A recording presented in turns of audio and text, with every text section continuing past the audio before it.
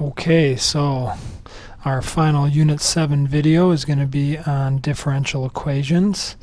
And the learning target for this is to use separation of variables to solve a simple differential equation. This is actually a review of a learning target that we've already done, so we're going to kind of fly through this one relatively quickly. Just to review the idea, let's go right down to the Chapter 6 review notes. And for differential equations, another way to ask this question would be to find the general solution, or in some cases find the particular solution given a differential equation. Sometimes it's simple as just saying solve. So, taking a look at the example from the Unit 7 notes, this is on the very last page of those notes. It says solve the differential equation y prime equals 2x over y. So if I start by taking my differential equation here, another way to write y prime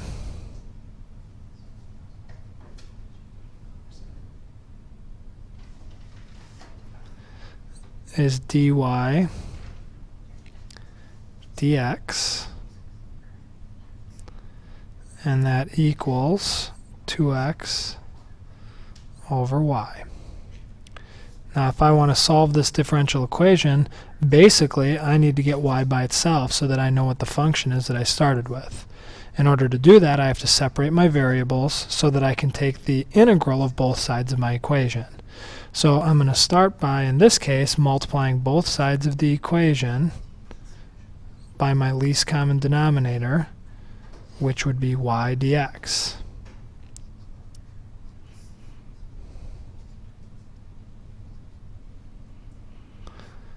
On the left-hand side, the dx's cancel, and I end up with y dy. On the right-hand side, my y's cancel, and I'm left with 2x dx.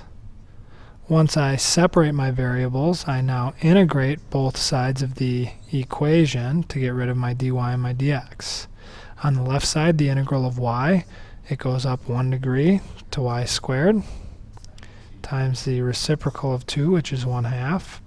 Technically plus c, but I'm not going to put a plus c on the left-hand side of this, because when I integrate the right-hand side, I could put that 2 out front, but the integral of x goes up 1 degree to x squared, times the reciprocal of 2, which is 1/2, and then 1/2 times that 2 cancels out.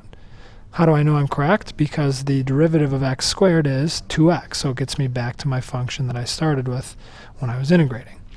Now, I'm doing an indefinite integral here, so I do need a plus c, but I only put it on the side of the equation that has an x, because regardless of whether I had a plus c here or a plus c here, a constant plus or minus another constant is still a constant. So we put our constant on the x side because ultimately, in order to get the final solution for this, we just need to get y by itself. So to get y by itself, now we are going to multiply both sides of the equation by 2. Now when we do this,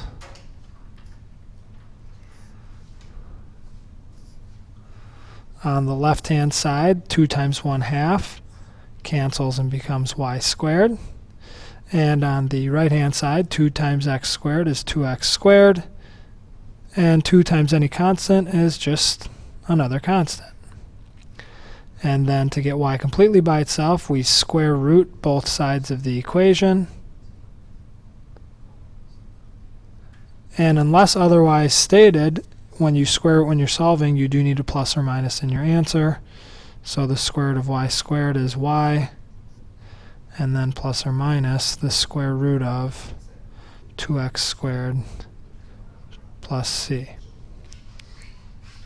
Some people want to split that up, but you can't split up a sum under a radical. You could only split a product. And when I scroll down, you will see similar work, but they did not get y by itself in their final answer. They actually got c by itself. You could see it done both ways. Case in point, let's go back to the Unit 7 curriculum map, and there's an example here. So the example with the arrow says, given y prime equals the square root of x times y, solve that differential equation. So you can see in the work here, what I started by doing was saying dy dx. So I rewrote y prime. Then in the next step, I multiplied both sides of the equation by dx. Not only that, but I multiplied by dx and I divided the y over so that it became dy over y equals the square root of x times dx. Now that my variables were separated, I integrate both sides of the equation. The integral of 1 over y dy is the natural log of the absolute value of y. The integral of x to the 1/2 power dx, x goes up to the 3/2 power, and then you multiply by the reciprocal, 2/3. You'll notice that the plus c is only on the x side because we don't need it on both sides. Now to get y by itself, I would have to get rid of the natural log. To get rid of the natural log, I e both sides of the equation. So I have e raised to the natural log of the absolute value of y, and I have e raised to the 2/3 x to the 3/2 power plus c.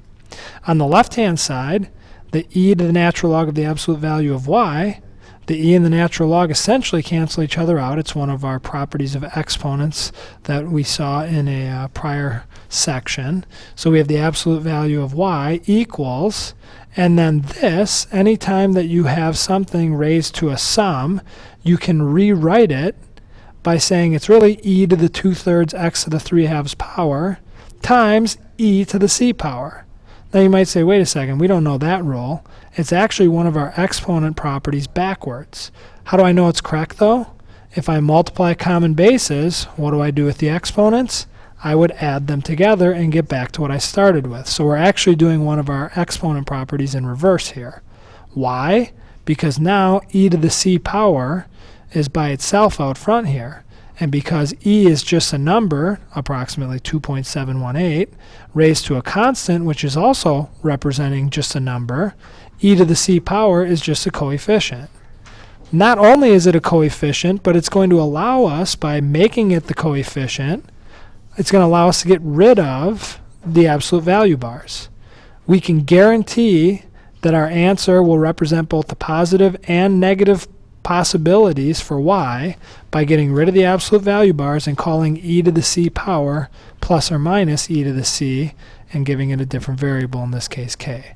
So I'm going to replace e to the c with a k and say that k equals plus or minus e to the c power, and then I get my final answer, y equals k e to the 2/3 x raised to the 3/2 power. This is a common example that has been on the AP test before for both Calc AB and Calc BC, where you are solving a differential equation, finding the general solution, but there's a lot of algebra involved after the actual integration. And that is it.